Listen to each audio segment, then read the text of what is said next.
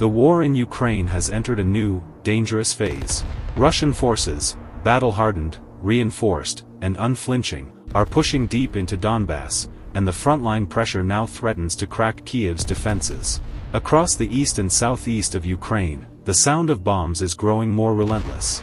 Overnight, Russian missile and drone strikes launched one of the largest assaults in recent weeks. Over 650 attack drones and more than 50 missiles tore across Ukrainian airspace, targeting energy grids, railway hubs, and critical civilian infrastructure. The devastation was widespread. Power and heating infrastructure took heavy damage, blackouts spread across multiple regions, and even nuclear power facilities were forced to cut output. This aerial onslaught appears to be more than just an effort to weaken civilian morale. It has served as the opening gambit for a broader, coordinated ground offensive, one that seeks to fracture Ukrainian resistance along multiple axes.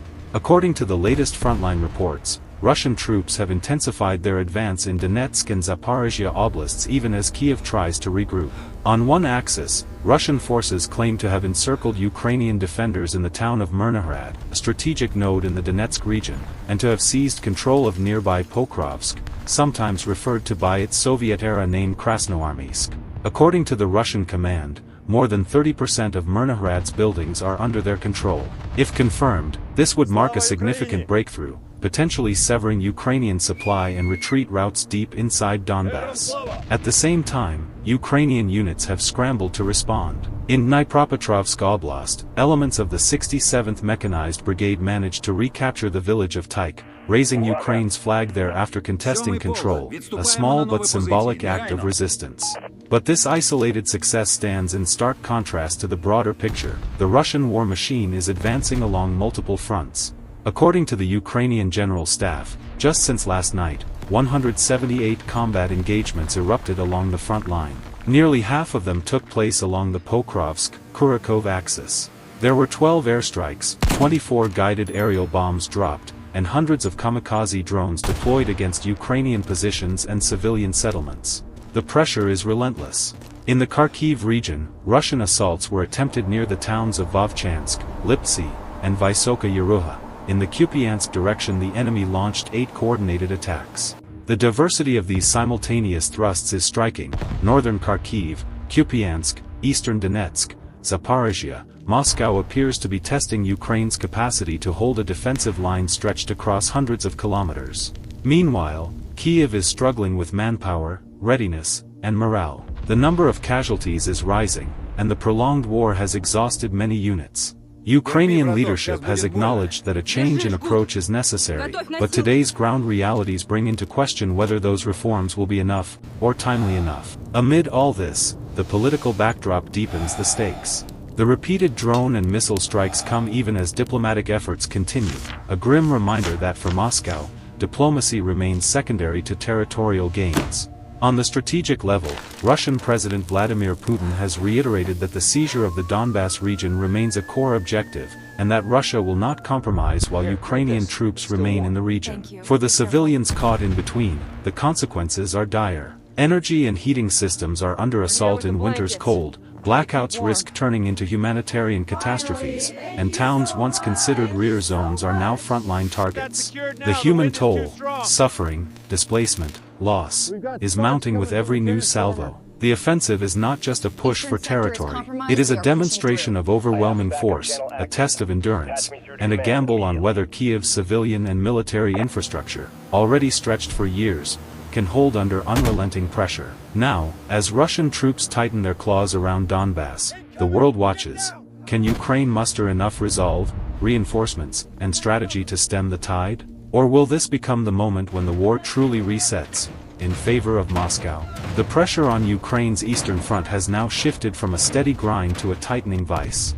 As Russian formations deepen their advance through Donbas, the sense of a coordinated, multi-layered push becomes unmistakable. The artillery strikes that shattered power grids and pounded logistical hubs were never meant to be isolated demonstrations of force. They were the opening movements of a campaign designed to fracture Ukraine's ability to maneuver, regroup, or even fully comprehend the scale of the assault unfolding around it. Inside Ukraine's military command, the challenge is no longer just defending territory but preserving the continuity of the defense itself. Communication nodes disrupted by the overnight strikes have forced units to rely on secondary channels, making coordination between brigades more difficult at a moment when every minute of clarity matters. Frontline officers describe enemy bombardments that come in waves, often preceded by short, sharp reconnaissance drone swarms that sweep overhead, mapping defensive positions with ruthless precision. Once identified, those positions are hit within minutes by guided munitions or loitering drones,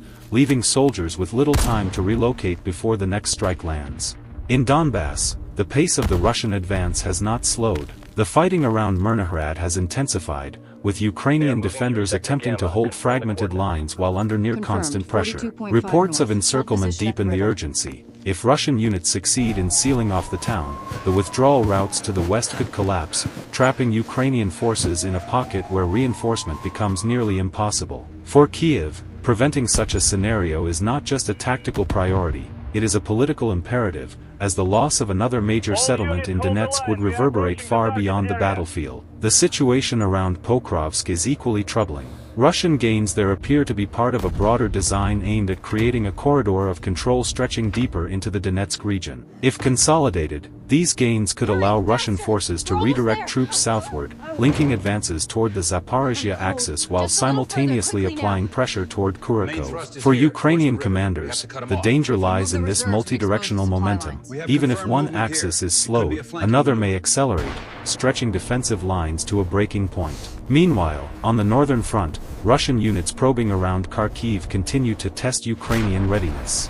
These assaults are smaller in scale but strategically disruptive, forcing Kyiv to divert attention and resources from the more urgent battles in Donbas. Even minor breaches in this region carry high risk. If the defense weakens there, Russia could attempt to reopen a path toward deeper northeastern territory, forcing Ukraine into a two-front crisis at a time when its manpower is already strained. The air war adds another layer of complexity. Ukrainian air defenses, though still effective, are being worn down by the sheer volume of incoming threats. Missile barrages, drone attacks, and guided aerial bomb strikes create a punishing rhythm that drains ammunition stockpiles at a rate that cannot be sustained indefinitely. Each night brings new salvos, each morning brings assessments of what can be repaired, restored, or merely endured. And each hour under bombardment complicates the ability of Ukraine's forces to reposition, resupply, or reinforce the front lines. Against this backdrop, morale becomes a decisive variable. Soldiers who have held the same trenches for months now find themselves facing the heaviest pressure of the war. The growing sophistication of Russian drone reconnaissance, the persistent threat from glide bombs, and the increasing difficulty of receiving reliable support weigh heavily on units already battling fatigue. Civilians in surrounding regions face their own struggle. Without stable electricity, water, or heat, survival becomes intertwined with the outcome of battles happening just beyond their towns.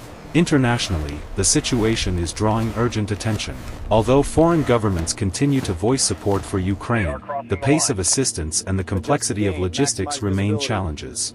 Ammunition stockpiles abroad cannot be moved instantly, and the time required to train Ukrainian operators on newly pledged systems threatens to lag behind the pace of Russian advances. For Kyiv, the question is whether reinforcements, both human and material, can arrive in time to stabilize the front before more ground is lost. Yet amid the mounting pressure, Ukrainian forces continue to resist. Their defense is not uniform, but it is determined. Small tactical gains, like the recapture of territory in Dnipropetrovsk Oblast, show that local counterattacks remain possible even under heavy strain.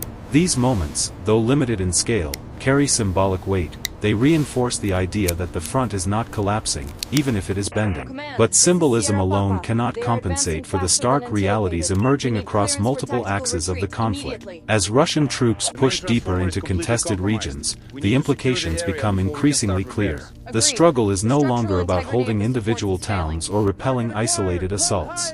It is about whether Ukraine can absorb this new offensive, this reset in Russia's approach, and maintain the coherence of its national defense in the face of an adversary willing to escalate not just in force, but in tempo and ambition. This is the moment when the war shifts, not through a single decisive blow, but through relentless pressure applied across a widening front. And with every hour, the stakes climb higher for a nation fighting to resist an advance designed to break its will and reshape the battlefield in ways that could determine the trajectory of the conflict for months to come. The ground now trembles beneath Donbas. As the smoke clears from the latest barrage, one chilling truth stands out. This is no longer a series of probes or feints. It is a systematic encirclement, a hard-edged campaign to collapse Ukrainian resistance from multiple directions. At the core of this push lies Myrnohrad, where according to Valery Gerasimov, Russian forces claim to have seized control of over 30% of its buildings, declaring the town encircled. Their target, the pockets of Ukrainian defenders still inside. Russian statements assert nearby Pokrovsk, known in Soviet times as Krasnoarmeysk, has fallen completely. But commanders in Kyiv refuse to concede ground. According to Ukraine's general staff, fierce fighting continues, especially along three key axes within Donetsk Oblast. On one recent day alone, Ukrainian forces reported 87 combat clashes, many concentrated near contested settlements. In the face of relentless pressure, Ukraine's high command says units still hold the northern districts of Pokrovsk and maintain defensive lines around Myrnohrad. This resistance has come at a brutal cost. Russian assaults in the Pokrovsk direction reportedly triggered dozens of breakthrough attempts, each one repelled, but leaving behind mounting casualties, destruction, and pressure on supply lines. What is unfolding now resembles not a single battle, but a simultaneous collapse of many fronts. In Myrnohrad and Pokrovsk, Russian battle groups aim to sever Ukraine's defensive cohesion. Northern Kharkiv and other sectors, previously secondary, are being probed again, forcing Kyiv to spread thin what remains of its resources. Across these zones, the Russian strategy blends attrition and encirclement with speed and targeting. Their drone and missile strikes disrupt Ukrainian supply and communication lines. Their ground troops press from multiple vectors, aiming to overrun defenses before reinforcements can arrive. The effect is to create isolated pockets of resistance, strongholds under siege, cut off from timely resupply or extraction. For the civilians trapped in the storm, the stakes rise daily. Towns once considered rear areas now echo with heavy bombardment. The capture of settlements like Pokrovsk would not just be a strategic victory for Moscow, it would be a blow to morale, a psychological signal that even long-held regions are no longer safe. Yet, even now, Ukrainian units fight on. Their perseverance under fire, their refusal to cede entire districts outright, these are acts of defiance in a war built on grinding territorial loss. Every street held, every district defended, becomes a testament. The fight isn't over. And outside the battlefield, the reverberations spread. As diplomatic negotiations sputter and peace proposals gather dust, Russia's advance on Myrnohrad and Pokrovsk threatens to rewrite the map of eastern Ukraine. What unfolds there could reshape not just this war, but the very future of the Donbas region.